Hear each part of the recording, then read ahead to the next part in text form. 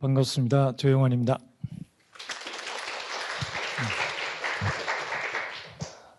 저는 서울대학교 교육학과의 교수로 재직하다가 2022년 2월 28일부로 정년 퇴임을 하고 아주 초짜 명예교수입니다.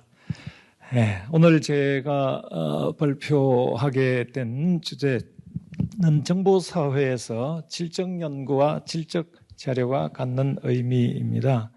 저는 제 교육학 세부 전공이 교육인류학이고 또 제가 연구방법으로서 평생 질적 연구를 공부하고 연구하고 또에 관해서 또 다루고 그런 일을 해왔고 아마 죽는 날까지 계속 그렇게 공부하다가 죽지 않을까 그렇게 생각합니다. 우리가 지금 살아가고 있는 이 시대의 규정, 쉬운 일이 아니죠. 우리가 지금 어떤 시대를 살고 있는가에 대해서 이제 정보사회 혹은 정보화 시대 이런 이야기를 하죠. 저는 그 규정에 동의합니다. 그런데 아까 권숙인 학장님도 잠깐 그런 의미의 언급들을 하셨지만은 저는 제가 좋아하는 철학자들이 여러 있지만 그 중에 이제 니체를 참 좋아하는데 니체가 자기 공부를 시작할 때 반시대적 고찰이라는 이제 작업을 하면서 책을 내고 했는데 공부하는 사람에게 그런 접근 또는 그런 태도는 저는 대단히 중요하다고 생각합니다. 우리가 살고 있는 이 시대가 정보화 시대, 어떤 정보사회라고 할 때 그거를 그냥 고지고대로 받아들이기보다는 이 사회가 도대체 어떤 성격의 사회인가를 좀 반시대적 고찰이라는 어떤 그런 태도로 좀 접근할 필요도 있다고 생각합니다.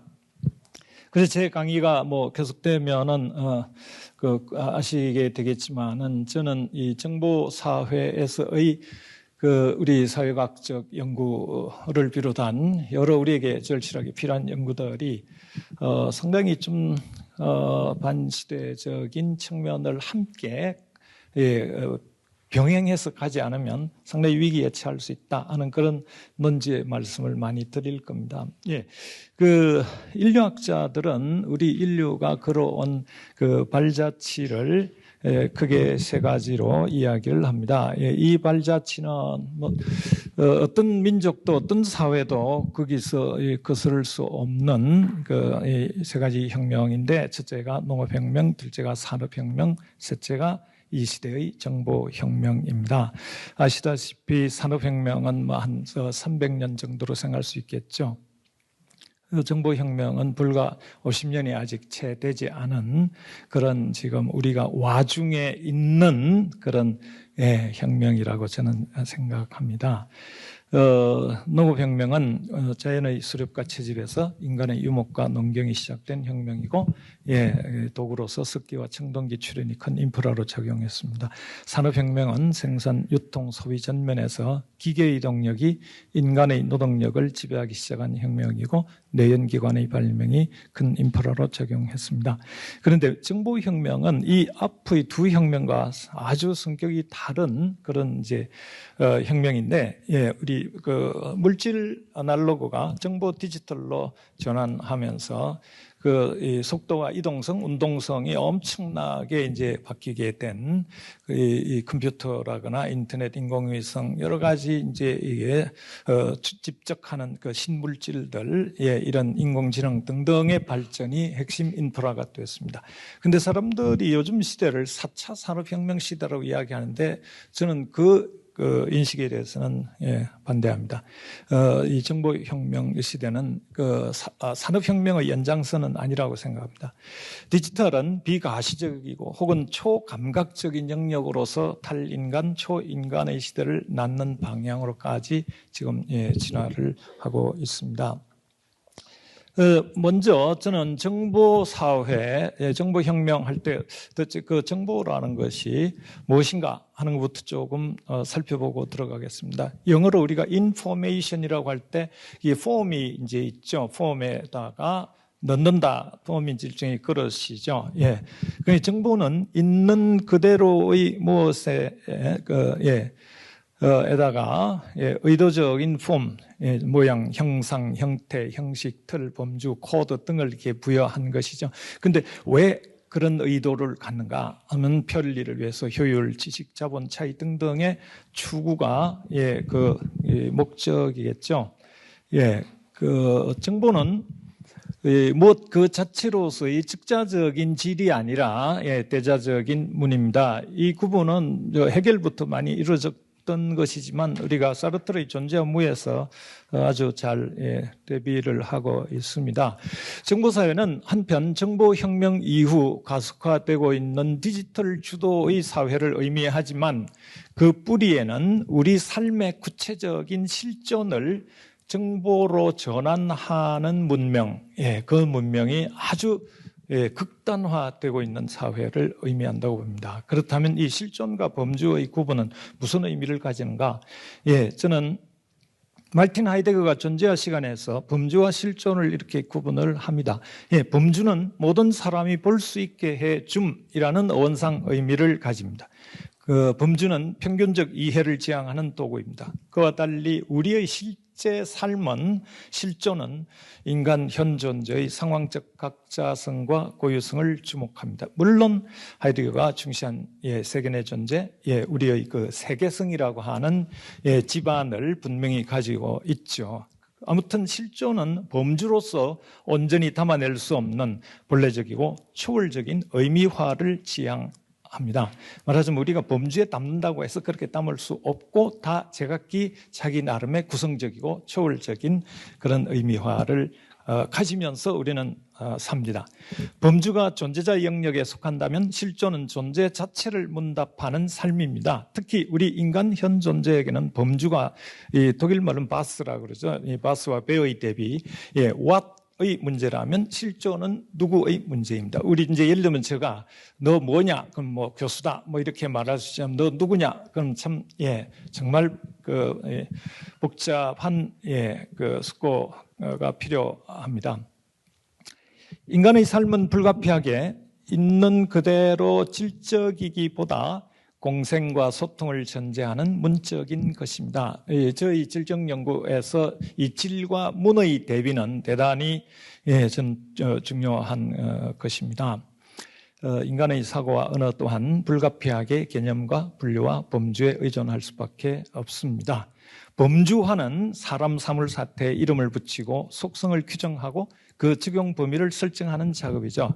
내포와 외연, 컨노테이션과 디노테이션이 교차하면서 범주는 상위 범주와 하위 범주를 생산합니다. 즉 진돗개는 개의 하위 범주이며 포유류는 개의 상위 범주입니다. 이와 같은 범주의 체계를 구성하고 재구성하는 작업은 삶과 학문과 연구의 중요한 기초를 이루게 됩니다. 따라서 우리는 문과 질을 넘나드는 문질빈빈. 제가 퇴임 후에 개인 연구소를 조그만 걸 하나 세워둬서 운영하고 있는데 그 연구소 이름이 문질빈빈입니다. 그만큼 저한테는 중요한 이름입니다. 문질빈빈에 최대한 충실하면서 일종의 방편으로서 개념, 범주, 분류로 이루어지는 삶을 살되 우리의 삶은 개념이나 범주나 분류 없이 살 수 없습니다. 이미 우리의 삶이 질적이지 않고 문적이기 때문에 문적이란 말은 뭐 이제 인류학적인 문화적이라는 말을 써도 다름이 없습니다. 질적 연구를 통해서 더 나은 지향으로의 이 해체와 재구성. 우리는 구성된 세상을 살죠. Constructed world. 사회학자들 많이 이제 잘 아시죠. 이미 그 사회가 어떤 형태로는 구성되어 있다는. 그런데 그 구성에 예, 그리고 하는 작업이 공부하는 사람의 작업이겠죠. 예, 범주하고 정보는 그 무슨 관계가 있는가? 예, 범주화와 정보화는 서로 맞물려 있습니다. 그러나 정보혁명 혹은 정보사의 특수성을 고려할 때 그 두 개념이 꼭 같은 의미 폭을 갖지는 않습니다. 객관적 경험의 과학으로서 우리가 흔히 경험과학이라고 이야기하는 많은 학문들은 실존이 아닌 범주적인 분석과 통계를 활용하는 설명지향의 학문입니다. 예, 이것은 공학이나 이런 학문만이 아니라 인문사회 분야에서도 많은 심리학이나 이런 학문에서도 범주적인 분석은 글자 그대로 쪼개 나누는 것이고 통계는 또 모아서 헤아리는 겁니다. 예, 그래서 엑스플리카시온, 그러니까 explanation은 바깥으로 드러내어서 사람들이 다 볼 수 있게끔 하는 객관화 작업이죠. 예, 그런데 비해서 understanding은 안으로 들여서 깊이 살피는 이해입니다. 그래서 이런 경험과학과 달리 체험의 현상학은 사람 사물 사태의 자연성과 총체성을 있는 그대로 들여다보는 이해. 영어 understanding보다는 저는 독일어 페어슈테연이 훨씬 더 잘 그 의미를 전달한다고 생각하는데, 왜냐하면 페어는 이게 영어로 이야기하면 through 같은 의미를 갖는 접두어거든요. 예, stay는 스탠드라는 뜻이니까, 왜냐면 understand가 under라는 느낌이 좀 잘못 전달될 수 있는데, 아무튼 경험과학으로서 학문은 실존이 아닌 범주적인 분석과 통계를 활용하는 설명지향의 학문인데 비해서 체험의 현상학은 사람, 사물, 사태의 자연성과 총체성을 있는 그대로 들여다보고자 하는 이해지향의 학문입니다. 질적연구는 근본적으로 경험과학이 아닌 체험의 현상학을 지향합니다. 물론 이런 입장에 대해서 저와 다른 입장들을 표명하는 사람들도 아주 많습니다. 그러나 저는 질적연구가 이 체험의 현상학을 지향하고 질적연구를 제대로 잘 하기 위해서 현상학 공부가 꼭 필요하다고 생각합니다. 그 점에서 질적연구와 양적연구는 원리 또는 철학적 맥락에서 섣불리 서로 섞을 수 없다고 봅니다. 물론 면담을 하고 질문지 조사를 하고 실험도 하고 하는 이런 기법상의 문제가 아니라 연구의 배경 철학이 다르기 때문에 그래서 우리가 요즘 많이 언급되고 또 활용되는 혼합방법의 한계점이 저는 분명히 있다고 생각합니다. 지금 저는 이게 서울대학교에 이런 멋진 그 기관이 있는 줄 몰랐는데, 한국사회과학 자료원 같은 이 자료에 대해서 본격적으로 공부하고 관리하고 또 활용하고 하는 건 대단히 모든 학문에 걸쳐서 필요하죠. 우리가 자료 데이터라는 말은 어원상 뭔가를 할 때 주어지는 거를 이야기합니다. 예를 들면은 우리가 무엇을 할 때 주어져 있는 것, 또 뭔가를 묻고 답할 때 주어지는 것, 또는 뭔가를 알아갈 때 주어지는 것, 이런 것들을 데이터라고 이야기합니다. 그런데 그 주어지는 것이 있는 그대로 자연적으로 주어질 때, 그때는 사실 그릇에 담은 게 아니니까 정보가 아니죠. 그러니까 말하자면은 정보화되기 전의 자료죠. 반면에 있는 그대로의 무엇이 의도적인 그릇에 담길 때, 그때는 이제 정보 자료가 되겠죠. 질적 자료는 기본적으로 자연적인 주어짐을 중시하고, 그래서 본래 정보를 유의합니다. 그러나 문적 자료는 문화적인 주어짐이어서 태생부터가 정보요, 비본래적인 것입니다. 이거를 정보와 이야기의 맥락 속에서 살펴볼 수 있는데, 마르틴 하이데거는 이게 존재의 언어인 레데, 그러니까 스프라헤, 이 스피치나 랭귀지하고 또 좀 다른 존재의 언어를 레데라고 하죠. 근데 독일에서 많이 쓰이는 낱말이긴 한데, 이 레데로서 존재합니다. 항상 우리는 이미 말에 처해 있고 말로 서로 이해하며 말로 세계를 구성하면서 삽니다. 예, 질적 연구자가 주목하는 실존의 말은 정보가 아닌 이야기입니다. 우리가 이제 인터뷰를 해가지고 자꾸 이제 정보로 이렇게 만들죠. 사람의 이야기를, 실존의 이야기를 자꾸 정보화를 하죠. 자기의 필요에 따라서라거나 예, 어떤 학문적 전통에 따라서나 이렇게. 예, 그런데 이 삶과 이야기가 해석학적 순환을 이루어가는 내러티브입니다. 우리의 실존의 말은. 근데 실존의 이야기를 범주의 정보로 전환하게 되면 많은 것들이 삭제되거나 축약됩니다. 이와 달리 정보에는 시간의 향기가 없습니다. 자, 저는 질적 연구를 문질빈빈이라는 원리로 이해하고 행하면서 살고 있습니다.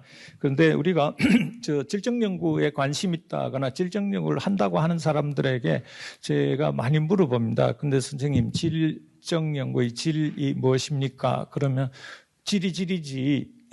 뭐 양 아닌 게 질이지. 뭐 이런 식입니다. 예, 정말 그렇게 연구 앞에 질적이 붙었으면 그걸 하겠다고 하면 대단히 저는 뭔가 준비가 돼 있어야 할 것 같은데, 예, 이 구분은 영어의 구분보다는 불어의 구분이 모리스 멜로퐁티가 1961년에 돌아가시는데 그분이 돌아가시고 난 뒤에 1964년에 유작으로 그 친구이자 제자인 그 사람의 이름이 잊어먹었는데 예, 그 사람이 이걸 이제 보이는 거가 보이지 않는 것이라는 책으로 정리를 하거든요. 우리 국내 번역도 돼 있습니다. 남수인 선생이 번역한 게 있는데 거기서 멜로퐁티는 꽐르하고 꽐리떼를 명확히 구분을 해줍니다. 예, 그러니까 꽐르라고 하는 것이 질입니다. 인식되거나 판단되기 이전의, 개념화되거나 명명되기 이전의, 심지어 감각되기 이전의 존재 그 자체입니다. 질은 사람, 사물, 사태의 본래, 바탕입니다. 한자말 질이 있잖아요. 그 훈이 바탕질입니다. 문은 문이문이고요. 예, 그냥 있는 그대로 그 자체입니다. 고고학적 발굴에서 가장 최초로 등장하는 원시 무문토기가 있거든요. 무늬가 없는 토기죠. 그런 그릇을 질그릇이라고 합니다. 예, 질은 존재, 즉자, 자연, 도, 공 등에 비견되는 것입니다. 그리고 이따 보겠지만 질은 공자가 이야기하듯이 즉 길들이지 않은 야생의 존재입니다. 이와 달리 문은 그 바탕에 입혀지는, 예를 들면 그릇에 여러 가지 손잡이도 딸리고 여러 가지 무늬도 붙고 하겠죠. 그릇의 문화가 생기죠. 예, 입혀지는 문입니다. 명명, 분류, 범주와 체계와 구조화 등등의 과정이며 그 소산입니다. 인간의 것을 통칭하는 문은 존재자, 대자, 문화, 명, 색 등에 비견됩니다. 그리고 공자의 문질빈민에서 문은 즉 문자로 쓰인 문화의 자치이며 즉 존재자의 역사입니다. 우리가 시대 구분을 할 때 선사시대와 역사시대 구분을 하잖아요. 그는 사를 기준으로 하죠. 예, 그게 문자로 그 발자취가 정리가 돼 있으면 역사시대, 예, 그렇지 않으면 선사시대. 그래서 선사시대 연구는 선사고고학 이런 식으로 이제 하게 되잖아요. 예. 무문토기에 이어서 발굴되는 선사시대 초기의 그릇이 질문토기, 질이 우리 옛날 어릴 때 이잡을 때 쓰던 참빛 빗살무늬 토기입니다. 예. 이런 꽐르와 달리 꽐리떼는 판단과 인식을 위한 문화, 개념화, 형상화, 범주화 등등의 과정에서 질의 성이 부여된 이름의 존재자 양식입니다. 불가에서는 불가 반야경에 그 이야기 하죠. 자성지공, 즉 사람 선물 사태 본래의 성질은 따로 없다 그랬습니다. 그럼 따로 없다는 게 뭐냐? 뭔가 의해서 생긴다는 거죠. 그거를 성리학자들은 섭여성성이라고 말하는데 섭에서 생긴다는 겁니다. 그걸 우리가 어떤 관계 속에서 쓰고 다루고 할 때 성질은 관심과 관계 속에서 형성되거나 드러나거나 밝혀나가는 것입니다. 영어권에서 말하는 qualitative research의 quality는 꽐르 자체가 아니라 사실 꽐리떼입니다. 그래서 여기서 저는 이 질적 연구의 좀 더 본래적인 탐구를 해나갈 때 우리가 꽐르에서 출발해야 한다는 거죠. 공자 이야기로 이제 들어가 살펴보면 공자는 그 논어 옥야편에서 이런 말을 하죠. 질승문적야 문승질적사 문질빈빈 연우군자. 질이 문을 압도하면 거칠고 문이 질을 압도하면 틀에 갇히게 된다. 문과 질의 어우러짐, 그것이 군자의 길이다. 근데 이게 군자의 길 자리에 질적 연구를 놓아도 됩니다.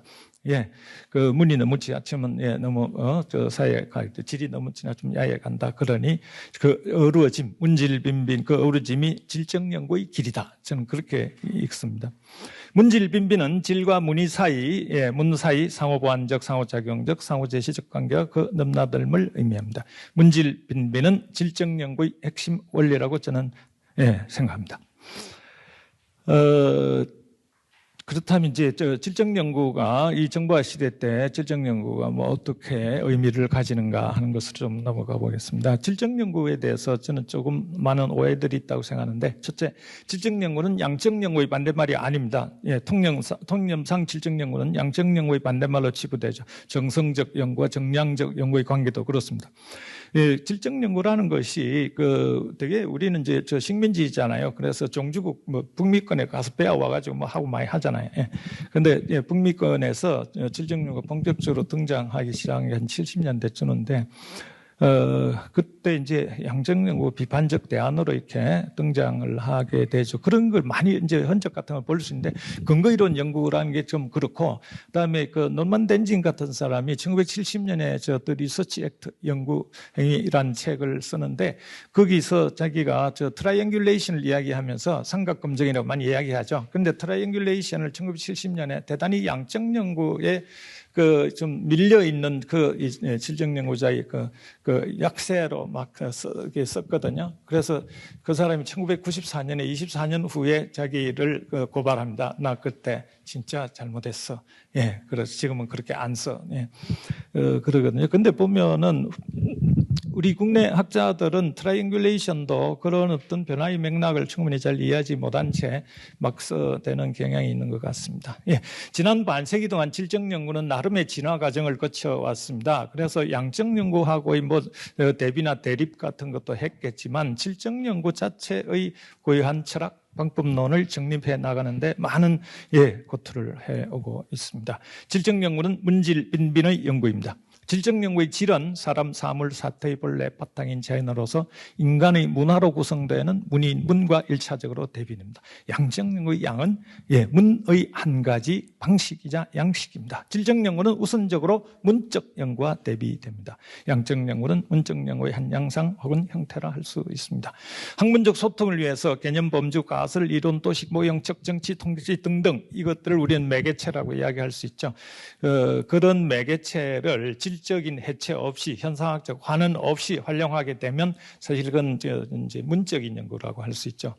그런데 물론 이런 건 있습니다. 질이라고 하는 것이 순수 질이라고 하는 것은 우리에게는 접근이 불가능한 즉자라고, 우리 인간은 사르트르가 말했듯이 우리는 인간 자체가 이미 대자이기 때문에 우리는 즉자에 직접적으로 다가갈 수는 없습니다. 그러나 우리의 지향이죠. 어떤 질을 향해서 우리의 문을 비판하고 또 해체 재구성하려는 노력이 질적 연구입니다.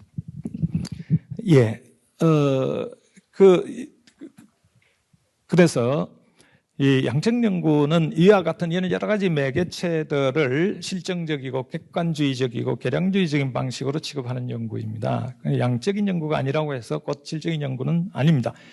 양적이지 않지만 문적인 연구는 얼마든지 많이 있습니다. 하워드 베커하고 저는 둘이 만나서 의논한 건 아닌데 보니까 비슷한 점이 많아서 그 질적 연구의 본질에 부합하는 질적 연구다운 질적 연구가 어떤 특징을 갖는가? 5가지로 저는 정리하고 있습니다. 첫째, 실정주의적 실제론을 거부합니다. 현대 현상학의 비조라고 인정받는 에드문드 후설이 1936년에 그분 돌아가시 2년 전에 유럽 학문의 위기와 선험적 현상학이라는 책을 남기는데, 어떻게 보면 후설 현상학을 아주 그 초점들을 다 정리한 책입니다. 그런데 예, 거기서 유럽 학문의 위기를 뭐라고 이야기하냐면 두 가지 극단적인 실제론입니다. 극단적 경험주의와 극단적 주지주의. 예, 그것으로는, 그럼 뭐냐? 예, 노이시스 상관작용의 현상학. 즉, 우리 대상, 외부의 대상과 우리 안의 의식이 부단히 상관작용을 하면서 우리는 의미를 구성하고 또 지향하면서 그렇게 우리는 살아간다 하는 예, 그 원리이죠. 예. 그래서 질적 연구는 실제 사실 이런 것이 인간의 의식과 상관없이 외부에 절대적으로 존재한다고 믿는 그런 실정주의적 실제론을 거부합니다. 우리는 의미라거나 어떤 본질이 세계 내에서 주체들 사이에 상호 주관적으로 구성되고 재구성될 뿐이라고 봅니다. 예. 그리고 질적 연구는 포스트 모더니즘을 수용합니다. 우리 포스트 모더니즘 이야기를 하면 요즘 이제 유행하는 건 이제 포스트 휴머니즘 이런 거 이야기하잖아요. 그래서 이건 뭐 흘러간 옛노래를 하느냐 그럴지 몰라도 저는 모더니즘의 근대 담론 이런 것들이 제대로 청산된 적이 있는가? 전 별로 청산된 게 없는 것 같습니다. 예. 그래서 저는 여전히 질적 연구를 통해서 포스트 모더니즘의 정신을 개성하고 정말 제대로 실현할 필요가 있다고 봅니다. 선생님들 뭐 포스트 모더니즘 많이 잘 아시겠지만 포스트 모더니즘을 유심히 들여다보면 질적 연구의 원리나 접근하고 너무나 통하는 것들이 많습니다. 예, 그 하나하나 10가지 제가 정리를 해두었는데, 예, 그거는 참고로 하시고, 저는 이게 5분 이게 보여줄 때 저런 거 필요 없이 잘 할 거라고 생각했는데 역시 좀 잘 안 되는 것 같아요. 이제 5분 아까 한 3분 남은 것 같은데, 예, 저는 아무튼 시간을 지키겠습니다. 왜냐하면 뒤에 분들에게 제가 그런 시간을 뺏을 권리가 없기 때문에 그래서 이렇게 할 겁니다. 제가 이 선생님들 저 문맹이 아니니까 이 텍스트 구할 수 있으니까. 예, 읽어 보시면 돼요. 그래서 시간 될 때까지만 말할 거예요. 예. 3분. 저기 앞에 종 가지고 계신 분 시간 되면 종 한번 쳐주세요. 딱. 예, 그때 저는 마침표 딱 찍겠습니다. 예. 예, 그리고 질적 연구는 사람과 그 삶의 중심을 둡니다. 이는 사람 밖에 있는 어떤 잘난 개념들이든 이론이든 이런 것보다도 실제 하루하루 살아가면서 고투하는 사람들의 삶. 예, 이것입니다. 질적 연구는 추상적인 문적인 개념, 이름, 범주 등이 붙여지기 이전의 살아 움직인다는 것이 생활입니다. 예, 그래서 현상학에서는 생활 세계, 레벤스벨트를 중시합니다. 예, 살아 움직이는 구체적인 사람, 사물, 사태 그 자체를 주목합니다. 그래서 섣부른 범주화나 수량화나 정보화가 많이 좀 조심스럽게 해야 한다죠. 질적 연구는 생활세계에서 출발하여 생활세계로 나아갑니다. 추상적인 현학을 경계하면서 살아 숨쉬는 사람들의 구체적인 고투를 지목합니다. 그래서 함부로 분별이란 글자 아시죠? 분별하면은 거기에 칼이 다 들어있습니다. 나눌 분자에도 칼이 들어있고 별자에도 칼이 들어있습니다. 이렇게 칼로 다 쪼개고 나누고 하는 거죠. 분석할 때는 도끼도 들어있습니다. 예. 함부로 분별하거나 집합할 수 없는 인간을 범주적 단위로 환원하는 통계적 모아서 이런 연구를 질적 연구는 경계합니다. 예. 하이데거는 이건 아마 혹시 박사학위나 석사학위 논문 쓰시는 분들에게 많이 도움이 됐으면 제가 논문 지도를 할 때 그렇게 많이 이야기했는데 이게 우리는 어떤 사태 영역 속에서 자기의 특정한 관심 영역을 다루거든요. 예, 이제 예를 들면 인류학이라는 그 독특한 관심 영역 속에서 나는 어떤 장모타부 이런 거를 연구 문제로 삼는다 이런 거겠죠. 그런데 그 뿌리에는 10년에는 생활세계라는 존재 영역이 항상 있다. 그래서 하이데거는 이런 층위를 자기 연구할 때 항상 이런 층위를 유념해야 한다 이런 이야기를 하죠. 예, 질적 연구는 심층적 기술을 중시합니다. 예, 우리가 이제 일반적으로 연구나 학문의 저기를 이렇게 하겠죠. 좀 더 디스크립션 하는 일이 있고, 그 다음에 이해하고 설명하고, 그게 기초해서 예측을 할 수 있고, 그럼 예측에 따라서 처방을 할 수 있고, 이런 식으로 우리 과학의 사명을, 학문의 사명을 많이 이야기하죠. 근데 질적 연구는 일단 이해지향의 학문으로서 있는 그대로 총체적이고 현장적인 그런 직관을 중시합니다. 우리가 현상을 두루 깊이 들여다보면서 나의 이야기와 아울러 우리의 이야기 그리고 존재의 이야기에 귀를 기울이는 자세를 취합니다. 자, 질적연구의 핵심적 접근, 제가 2022년에 학지사에서 출판한 책이 있는데 거기 제가 다 쓴 건 아니고 제가 앞부분 썼는데, 예, 거기 보면은 이런 이야기가 자세히 돼 있으니까 지금 1분도 안 남았으니까 그거 책 사서 읽어보세요. 도서관에서 빌려보지 말고 사서 보셔야 됩니다. 예. 그래서 7가지 접근에 대해서 차근차근 설명을 해 두었는데, 이제 이것들 하나하나가 우리가 질적 연구를 수행할 때 일종의 이제 곁에 두고 살필 준거 같은 것이 될 수도 있다고 봅니다. 이제 자료 문제가 진짜 오늘 중요해서 질적 자료에 대해서 이야기를 해야 되는데, 그거는, 예, 저기로 대체하겠습니다. 선생님들이 따로 다, 예, 공부하시는 걸로 하고, 예, 저는 이것으로 마치겠습니다. 감사합니다.